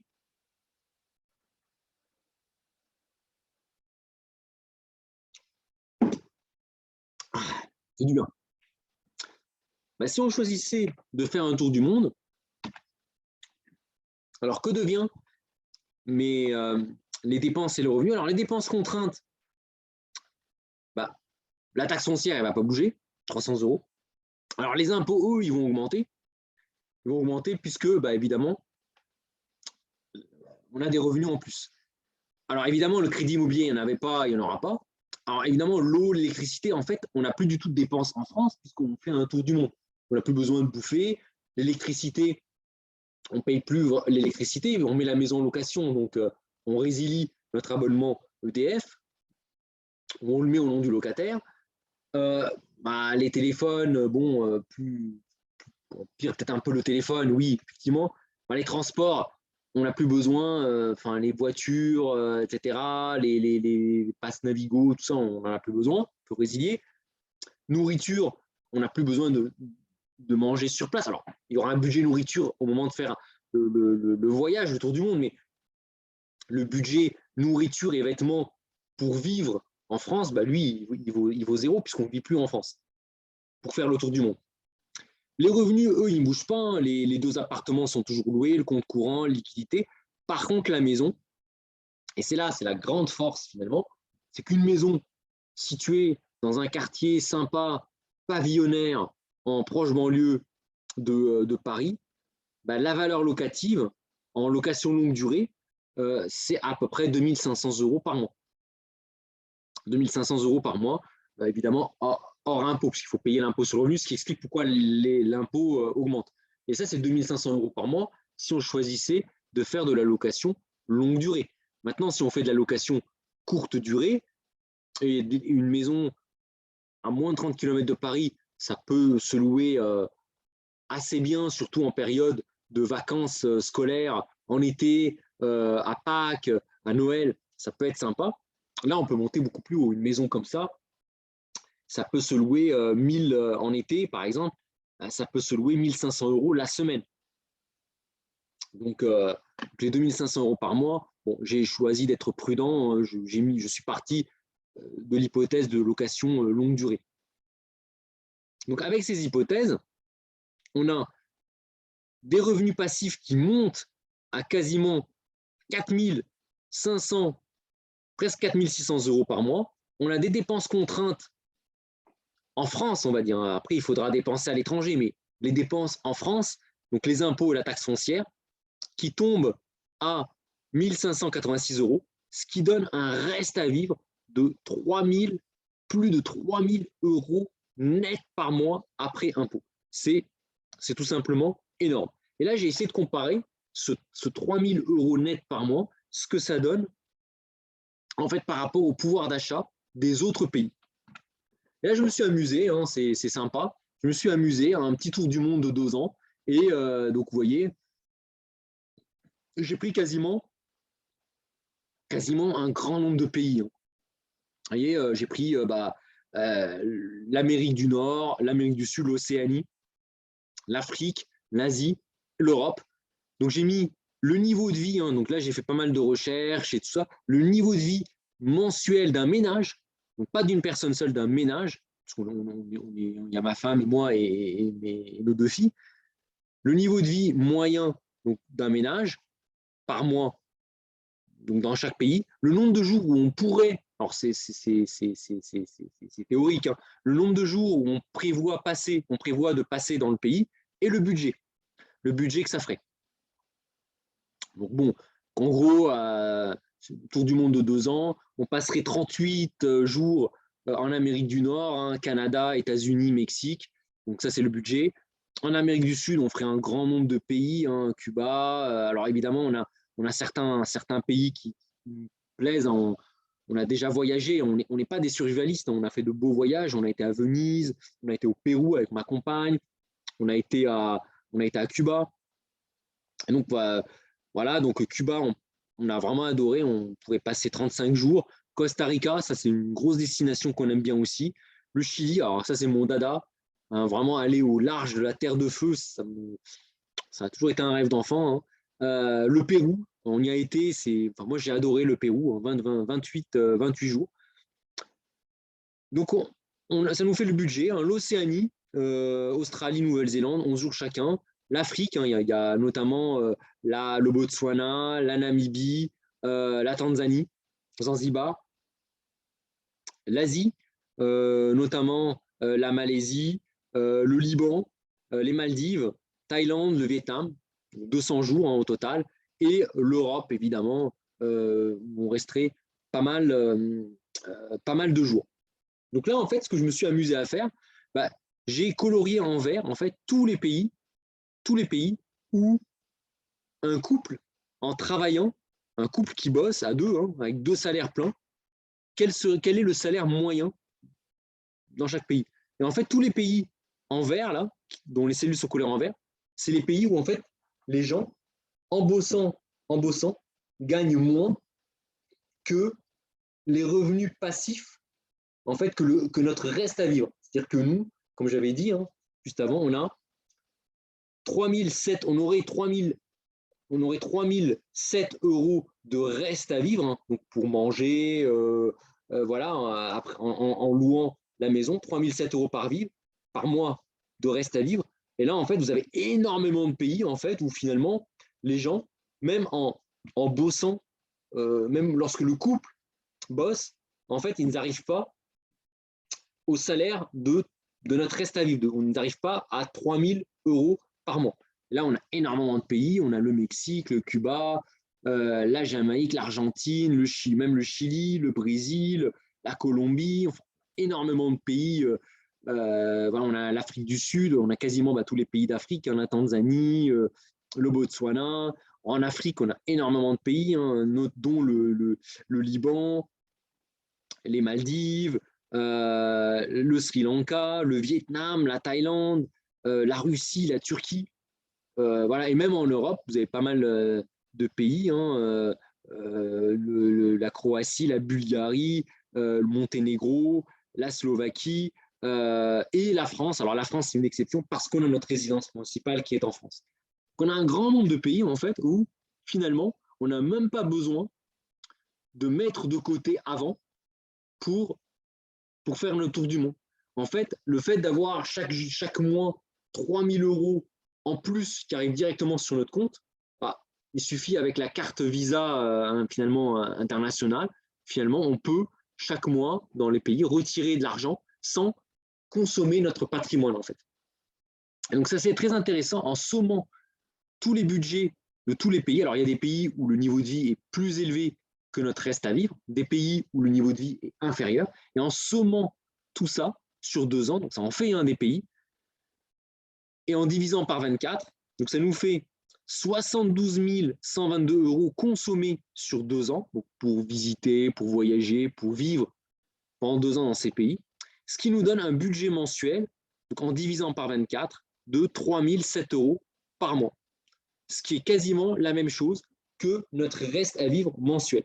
Donc on peut, au moment où je fais cette vidéo, on peut finalement se faire un tour du monde de 2 ans avec nos 2 filles sans même finalement entamer notre patrimoine. Juste avec les revenus de notre patrimoine, on se paye un voyage de 2 ans en passant par un grand nombre de pays. Et ça, pour moi, c'est un peu les cocotiers quelque part. C'est ça, les cocotiers aussi. C'est la possibilité de pouvoir s'expatrier, de pouvoir partir, vivre finalement où bon nous semble, avant de revenir en France avec notre point de chute qui est notre maison familiale. Donc voilà un petit peu, voilà, c'est un peu voilà un peu ma conception de la liberté financière, la possibilité de faire ce que l'on veut, quand on veut. Ça peut être vivre dans notre petite maison, tranquille, ça serait notre premier choix aujourd'hui. Ou éventuellement, si, je ne sais pas, la vie professionnelle ne nous satisfait pas ou nous joue des tours, on va dire, bah, on a la possibilité, pourquoi pas, de se faire un petit tour du monde tranquille de 2 ans, sans même entamer notre patrimoine. Je connais plein de gens qui font des tours du monde, mais que font ces personnes? Elles mettent de côté pendant 5 ans, 6 ans, 7 ans, 10 ans même, elles mettent de côté, elles prennent une année sabbatique, elles font un tour du monde, mais en fait, quand elles reviennent, elles sont obligées de reprendre un travail et elles ont consommé leur patrimoine, elles ont brûlé l'argent économisé durant pas mal d'années pour faire le tour du monde, pour s'en mettre plein la vue. Nous, ce qui est bien dans notre situation, c'est qu'on n'a même pas besoin de brûler notre patrimoine. Il suffit juste finalement, en vivant des intérêts de notre patrimoine, on peut se faire un tour du monde. Et c'est ça, en fait, aussi, la liberté financière. Et ça ne pouvait être fait qu'une fois le crédit de la résidence principale finit d'être soldé. Voilà. Donc, bon, je vais boire un petit coup parce que j'ai soif.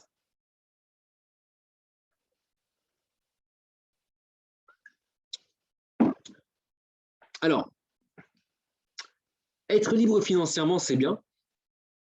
Le rester, c'est encore mieux. Parce qu'au moment où je fais cette vidéo, je suis libre financièrement. On est libre financièrement, ma femme et moi. Mais attention, la liberté financière, ce n'est pas un dû. Ce n'est pas un acquis social que l'on garde toute sa vie. C'est quelque chose que l'on peut perdre si on fait des conneries ou s'il se passe des choses dans la vie. Prenez par exemple les gagnants au loto. Quand vous gagnez 10 millions d'euros au loto, à l'euro million, 10 millions d'euros que vous gagnez potentiellement, si vous ne jouez pas au con, vous êtes libre financièrement. Enfin, 10 millions d'euros, a priori, à moins d'avoir un train de vie de ministre et encore, vous êtes libre financièrement. Avec 1 million, bon, il faut faire attention, il faut être à l'aise avec les placements financiers. Bon, moi, c'est un peu ma grande force. Tout ce que j'ai appris dans le monde de la banque et de l'assurance, je peux l'appliquer à moi-même. Moi, mon métier, je bosse en ALM, responsable en ALM. En fait, l'ALM, j'en fais tous les jours, quoi. Avec mon patrimoine, je fais de l'ALM tous les jours. Voilà, j'utilise les compétences en fait dans ma vie professionnelle sur mon patrimoine. Donc le rester, c'est encore mieux. Donc qu'est-ce que j'ai fait? Ça, j'en ai déjà parlé dans les vidéos et ça, c'est aussi le thème de mon livre. J'ai créé un indicateur pour mesurer la liberté financière qui est le CLF, le coefficient de liberté financière. Donc celui-ci, donc c'est RA fois, donc c'est cette grosse formule. En gros, ce sont vos revenus actifs, hein, le salaire, que vous revalorisez avec le taux de croissance des salaires, plus les revenus passifs, hein, les revenus de votre patrimoine, qui, eux, vont suivre le rendement de vos actifs financiers, moins les dettes, enfin moins les dépenses de vie, qui, elles, sont revalorisées aussi avec l'inflation. Et là, l'inflation va jouer un rôle hyper important pour savoir si je peux potentiellement rester libre financièrement ou pas. Et je divise par les revenus actifs pour avoir un quotient quelque part. Donc, on est libre financièrement avec cette formule si le coefficient de liberté financière est supérieur à 1, à 100%. Donc là, avec les perspectives qu'on avait jusqu'en 2021,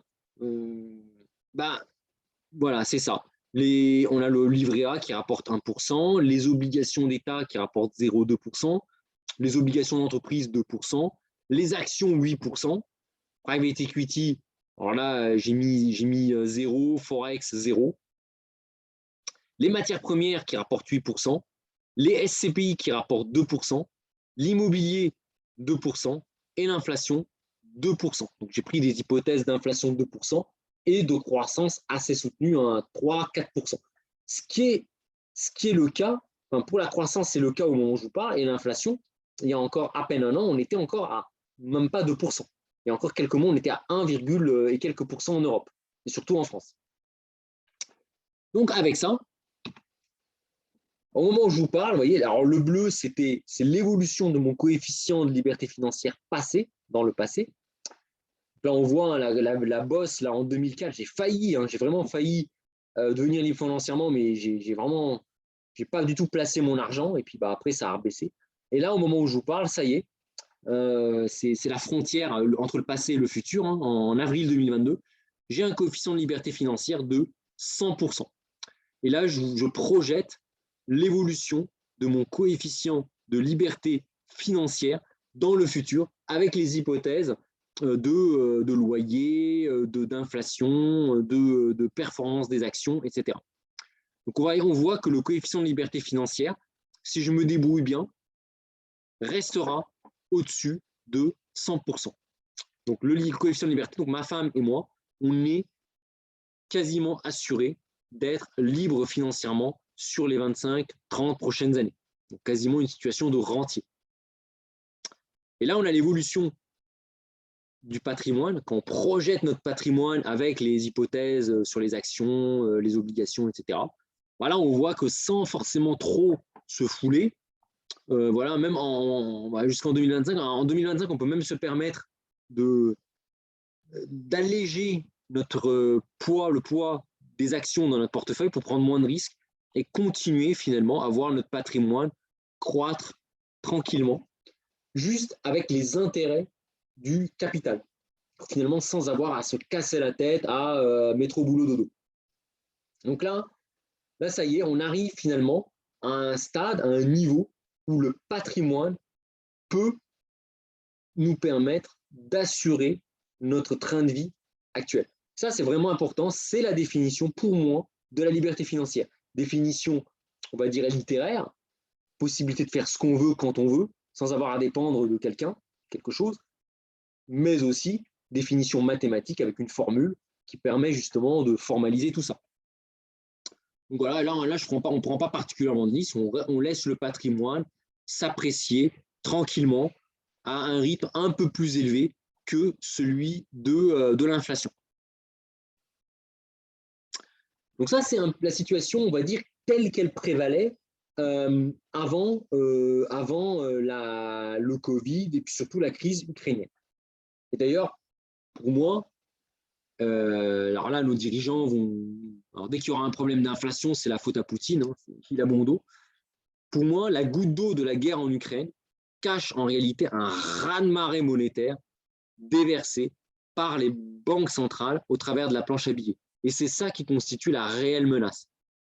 Pour moi, la vraie menace, c'est qu'aujourd'hui, si l'inflation augmente, c'est que les banques centrales ont déversé beaucoup trop de monnaie, de liquidité sur les marchés, beaucoup plus que l'économie ne peut absorber. Et la guerre d'Ukraine, évidemment, est un détonateur, elle est un accélérateur de la montée de l'inflation que l'on voit actuellement. Et là, il y a un vrai risque.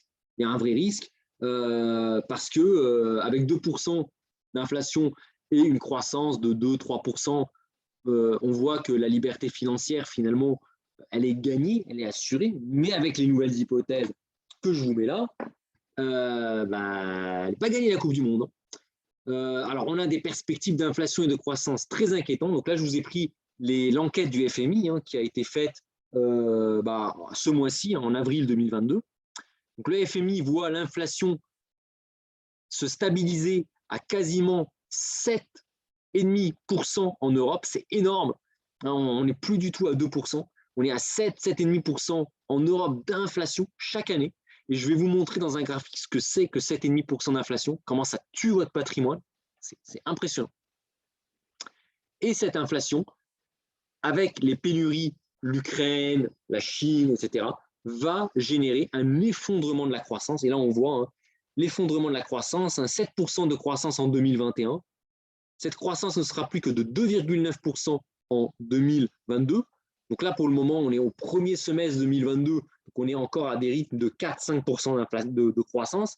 Mais a priori, à partir de la rentrée 2022, on va avoir un frein à la croissance et celle-ci va s'effondrer encore en 2023 pour ne plus avoir que 1,4% de croissance en France. 7,5% d'inflation, une croissance qui tombe à 1,4% par an à partir de 2023, c'est le scénario tant redouté de la stagflation. Et là, il n'y a qu'une manière de combattre ça.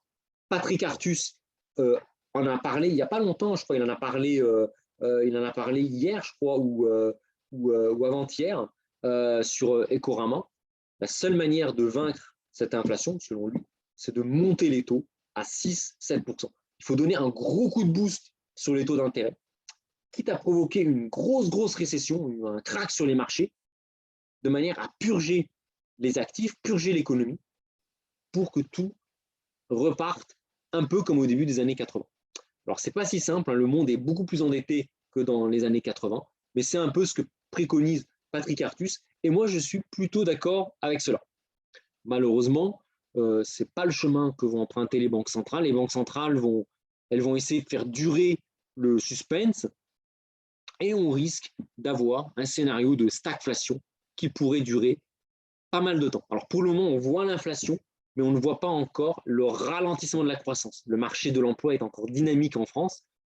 Il faut en profiter. Je vais en parler d'ailleurs tout à l'heure. Alors, à partir des prévisions du FMI, qu'est-ce que j'ai fait? Donc, j'ai repris mes hypothèses sur les actifs. Donc, j'ai mis 7,5% d'inflation au lieu de 2% d'inflation. Donc, évidemment, j'ai les matières premières, l'immobilier, j'ai collé un peu leur rendement avec l'inflation. Par contre, les actions, avec la chute de la croissance, j'ai mis des hypothèses de rendement des actions qui passent de 8 à 2,5% d'inflation. Alors, 7,5% d'inflation, on ne s'en rend pas compte, c'est énorme. C'est énorme. Pourquoi? Parce que la mécanique des intérêts composés, qui vous permet, qui est indispensable même pour conquérir sa liberté financière, donc elle s'applique pour valoriser votre patrimoine. Malheureusement, la mécanique des intérêts composés, elle s'applique aussi avec l'inflation. L'inflation, elle suit également les propriétés, elle obéit aux mêmes propriétés des intérêts composés que l'accumulation dans un portefeuille d'actifs. Et là, j'ai fait une petite courbe. J'ai pris quelqu'un qui a un patrimoine de 1 million d'euros aujourd'hui. 1 million d'euros aujourd'hui, vous achetez quasiment cash un appartement à Paris d'à peu près, on va dire, 90 mètres carrés. 90 mètres carrés, donc avec 1 million d'euros, vous pouvez acheter cash un appartement et vivre avec 2 enfants. Ça ne sera pas le grand espace, vous ne vivez pas dans 200 mètres carrés, c'est sûr, mais voilà, vous pouvez vivre dans plus de 90 mètres carrés, voire même 100 mètres carrés avec quelques petits travaux, 100 mètres carrés à Paris. Bah maintenant, si cet argent subit 7,5% d'inflation par an, au bout de 40 ans, 1 million d'euros aujourd'hui ne vous permettra d'acheter au bout de 40 ans, donc une carrière de salarié, une vie active, au bout de 40 ans, vous ne pourrez plus acheter que 40 000 euros, soit l'équivalent d'une Peugeot 3008 neuve. En gros, pour faire simple, aujourd'hui, avec 1 million d'euros, vous vivez sans dette, sans crédit, dans un appartement à Paris, dans quasiment un 100 mètres carrés, à Paris, aujourd'hui, en 2022, 1 million d'euros, un T4, on va voir un T5 à Paris. Dans 40 ans, avec 7,5% d'inflation, 40 000 euros. Dans 40 ans, 1 million d'euros qui subit 7,5% d'inflation par an. Dans 40 ans, vous dormez dans une voiture. Vous achetez votre Peugeot 3008, vous n'avez plus rien. Et vous dormez dedans, parce que vous n'avez même pas de logement. Vous avez votre voiture. Voilà. Vous voyez un peu, ça c'est hyper important. Vous voyez un petit peu l'impact de l'inflation. 7,5% d'inflation, ça vous... Voilà. Alors ça ne se voit pas c'est pas l'hyperinflation, c'est pas comme au Liban, vous avez 100% d'inflation tous les ans, les prix doublent tous les ans, voire tous les 6 mois. Mais 7,5% d'inflation, c'est suffisamment dangereux pour pouvoir bouffer, excusez-moi du terme grossier, pour bouffer votre patrimoine sur 40 ans. Vous perdez tout. Vous passez d'un appartement à Paris à une voiture en 40 ans. Voilà. Et ça c'est quelque chose d'important. Et nos dirigeants le savent. Nos dirigeants savent. Christine Lagarde, elle le sait. Elle le sait très, très bien. Elle le sait très, très bien. Elle fait semblant. Elle est loin d'être bête. Alors, elle aime bien jouer. Elle sait qu'il y a de l'inflation. Mais elle fait semblant comme s'il n'y avait rien. C'est transitoire et tout. Parce que l'objectif, c'est de laisser filer l'inflation pour tuer la dette. Parce que ça, vous avez cette courbe, vous avez le patrimoine qui, à cause de l'inflation, s'érode avec l'inflation, mais la dette, elle suit aussi la même trajectoire. La dette, elle se fait manger progressivement par l'inflation. L'inflation, c'est un bouffeur de dette. Et ça, Christine Lagarde, elle le sait. C'est pour cela que la Banque centrale, elle ferme un peu les yeux, elle laisse un peu filer l'inflation de manière à permettre aux acteurs économiques de se désendetter gratuitement. Voilà. Alors, quel est l'impact maintenant sur moi? Alors là, c'est plus du tout la même histoire. Donc aujourd'hui, je suis libre financièrement, ça je vous l'ai dit. Par contre, avec 7,5% d'inflation et une croissance qui baisse, donc des performances actions qui baissent, ah bah là, dès l'année 2024, c'est terminé, mon coefficient de liberté financière s'effondre. Alors là, on voit, on a une espèce de petit V. Pourquoi? Parce que c'est un modèle dynamique. J'ai un modèle de coefficient de liberté financière dynamique, c'est-à-dire où j'essaye, quelque part, où j'essaye, en cas de forte inflation, de mettre le paquet sur les actions, de faire des arbitrages, je ne reste pas passif, j'essaye d'arbitrer mon portefeuille de manière à ce qu'il me génère suffisamment d'argent pour pouvoir rester libre financièrement. Et là, on voit que malheureusement, ça ne marche pas.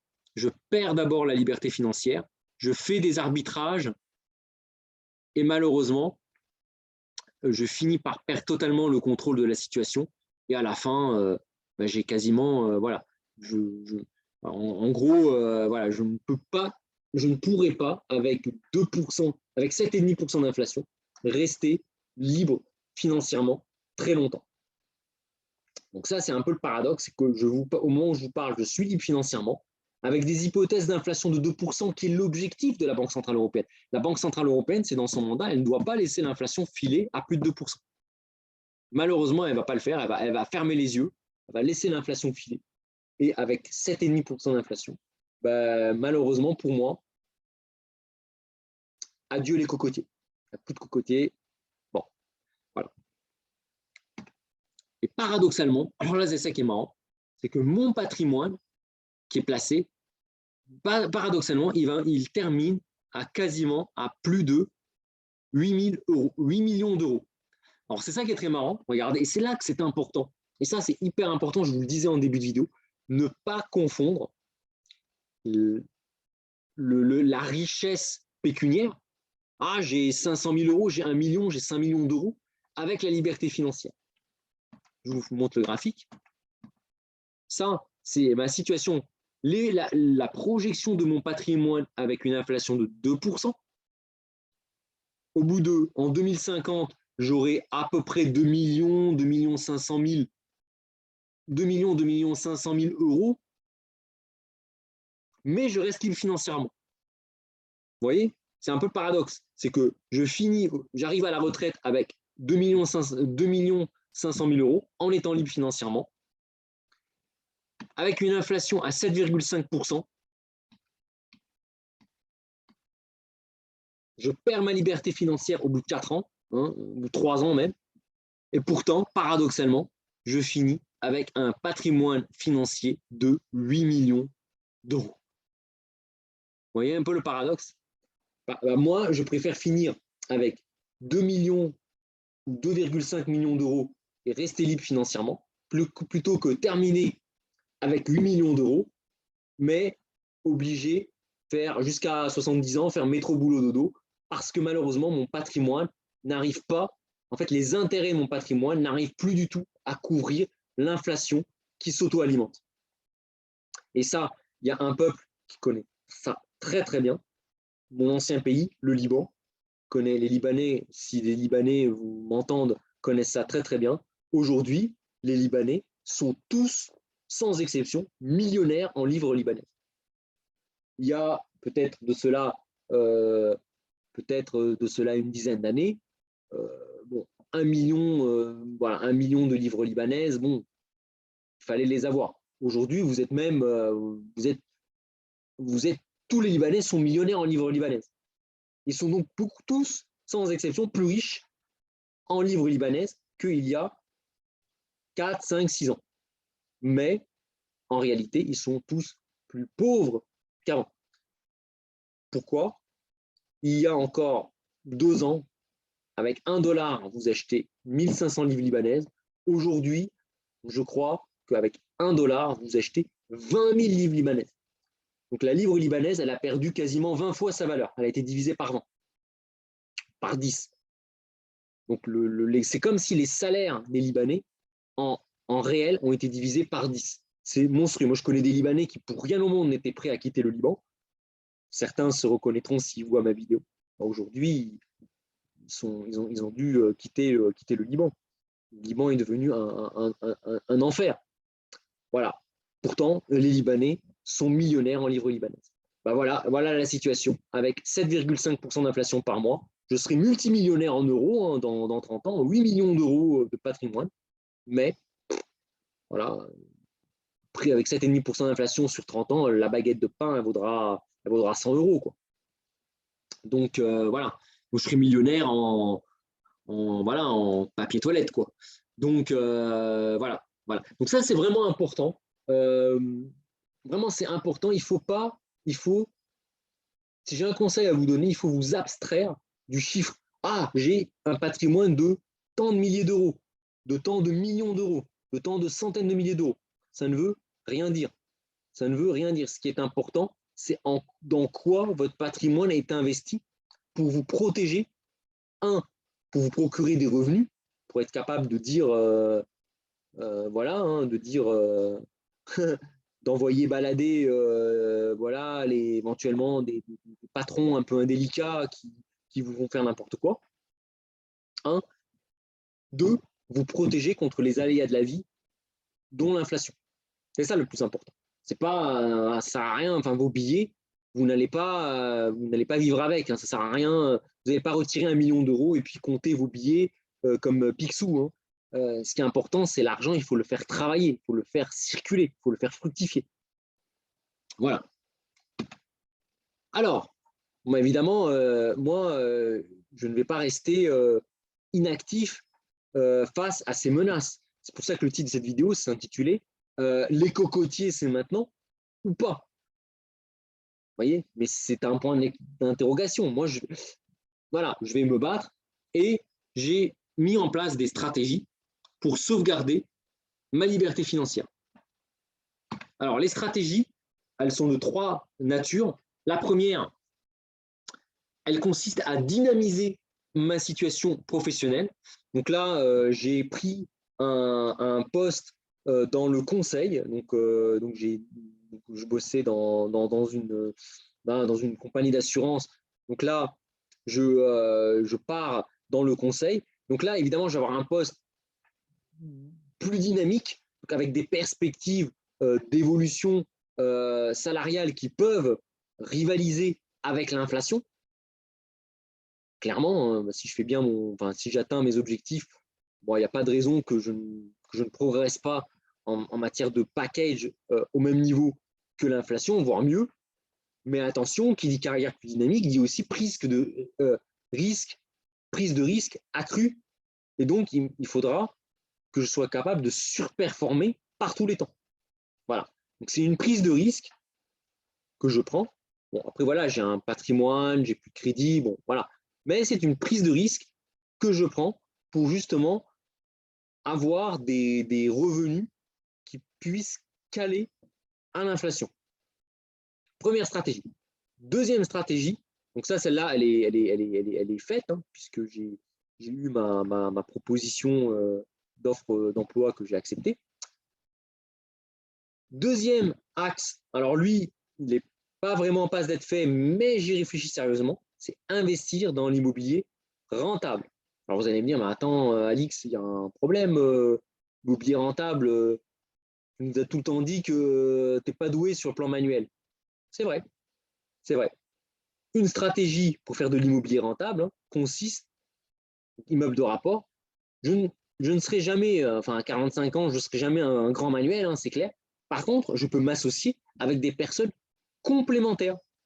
Donc, dans mon cas, ma stratégie, ça serait de m'associer avec des personnes qui sont à l'aise avec les chantiers. Et moi, je jouerai le rôle, en fait, d'entremetteur auprès des banques, des compagnies d'assurance, des notaires, des comptables, du service des impôts, des agences immobilières. En fait, moi, je serai en charge de faire vraiment toute la partie administrative, la partie financière, la partie de négociation avec la banque, de construction d'un business plan. Et mes autres associés, eux, ils pourront finalement piloter le chantier et détecter assez rapidement si les ouvriers font des malfaçons. Parce que moi, évidemment, je n'ai pas forcément la capacité de détecter cela. Évidemment, si j'en parle, c'est que j'ai déjà une idée des personnes avec lesquelles je compte m'associer. Donc ça, c'est le deuxième axe, c'est finalement faire aujourd'hui, hein, mieux vaut tard que jamais, avec d'autres personnes, de l'immobilier rentable via un immeuble de rapport, faire aujourd'hui ce qu'ont fait finalement des personnes comme Mehdi Chirac, Yann Darwin. Voilà, ils l'ont fait seuls, ils n'ont pas forcément eu besoin d'associer eux parce que bon, ouais, il se trouve qu'ils étaient à l'aise avec tout ce qui est travaux. Moi, je ne le suis pas. Et donc, du coup, la stratégie, c'est l'association avec des personnes finalement qui sont complémentaires de moi. Voilà. Donc ça c'est voilà, ça j'ai clairement une idée des personnes évidemment qui sont au courant, qui peuvent se reconnaître si elles voient cette vidéo, avec lesquelles je pense m'associer. Bon, par contre, évidemment, on n'a pas encore trouvé le bien. De toute façon, avec les taux qui montent, voilà, ça va être voilà. Et puis il y a pour moi, comme je change de travail, il va y avoir une période d'essai, donc évidemment, on, voilà, on va un peu temporiser, mais le projet, il est assez mûr dans notre tête. Et le troisième axe, c'est construire un portefeuille anti-stagflation. Et là, c'est ça qui est bien, c'est qu'avec le remboursement de tous les crédits, bah, en fait, on va avoir des cash flows très positifs parce que finalement, les salaires que je vais percevoir, ben, en fait, ces salaires, ils n'auront plus vocation à payer les loyers, les crédits, les factures, parce que une grosse partie, enfin la totalité des dépenses contraintes, elles sont absorbées par les revenus de mon patrimoine. Ce qui va pouvoir me permettre de placer quasiment l'intégralité du salaire dans ce portefeuille qui est un portefeuille anti-stagflation. Et ça, je vous en parle, qui sera constitué d'OATI, comme son nom l'indique, OATI, c'est obligation indexée inflation, d'or, d'argent, palladium, platine, du blé, du maïs, gaz naturel, pétrole, du cuivre, des SCPI qui vont générer des revenus complémentaires. Les SCPI sont des véhicules très intéressants qui peuvent être très intéressants en cette période d'inflation. Moi, je l'ai conseillé d'ailleurs, je le conseille pas mal à des amis que je peux accompagner parce que je connais, enfin, à force d'investir moi-même, je finis par bien connaître le process. Les SCPI, les actions d'entreprise capables d'impacter l'inflation. Par exemple, les entreprises du luxe, bon, bah, les gens qui sont très riches, de toute façon, même si vous avez 10% d'inflation, ils achèteront toujours le sac Hermès. Hein. Ça ne leur posera pas de problème. Donc voilà, donc c'est un portefeuille que je suis en train de construire, que j'ai commencé à faire, qui sera un portefeuille anti-stagflation. Donc en fait, avec ces 3 blocs, dynamiser ma situation professionnelle, investir dans l'immobilier rentable, construire un portefeuille anti-stagflation, ça va finalement nous permettre, avec ma compagne, de nous créer finalement une protection en plus contre ce surplus d'inflation que nous allons connaître pendant quelques temps. Voilà, donc en conclusion, ça y est, hein, c'est la fin de cette vidéo. On donne soif de parler. Donc, fin de cette vidéo qui est un peu, voilà, un peu freestyle. Alors, j'ai quand même préparé parce que bon, il y a quand même des chiffres, il y a quand même un plan de bataille à mettre en place. Hein. La première partie de la mission, pour moi, elle est assurée. L'atteinte de la liberté financière, elle est gagnée. Maintenant, il va falloir conserver ses positions. Donc, c'est un peu, voyez, vous avez conquis un château. Maintenant, il va falloir mettre l'armée et le protéger le château contre des invasions extérieures. Donc là, ça va être la prochaine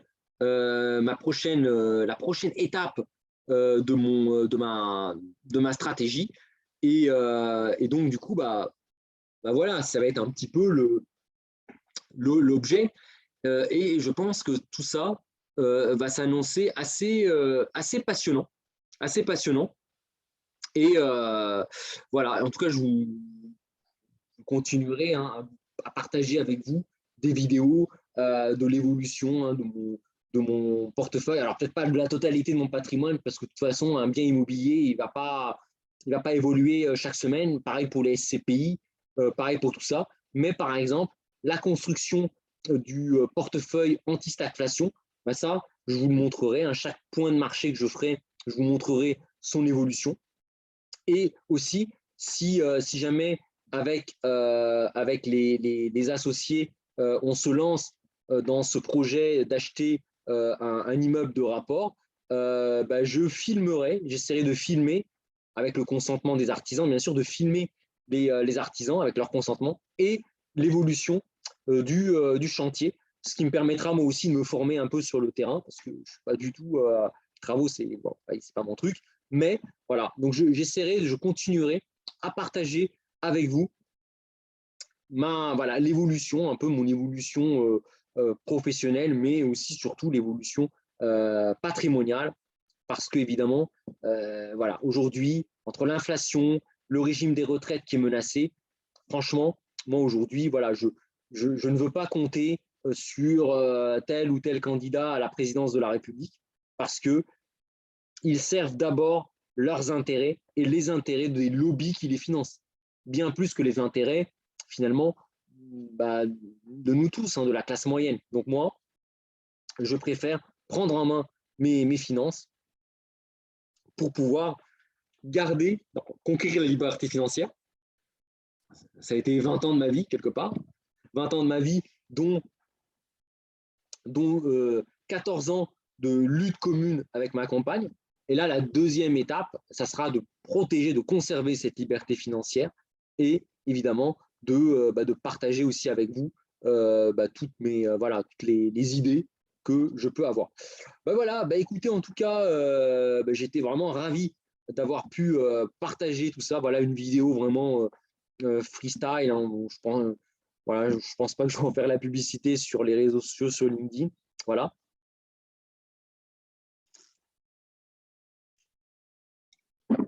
Voilà, une vidéo freestyle, mais en tout cas, prenez bien soin de vous, de vos proches.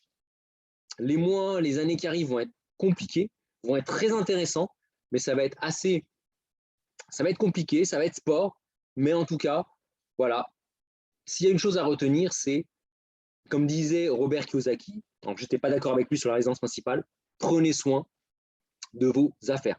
Ne laissez pas quelques politiciens, qui que ce soit, s'occuper de vous. Personne ne s'occupera de vous mieux que vous-même. Voilà. Donc formez-vous, suivez des vidéos YouTube, formez-vous et éventuellement faites appel à un conseiller en gestion de patrimoine. Hein. Tous les conseillers ne sont pas des charlatans. Il y a des conseillers qui sont très très bien.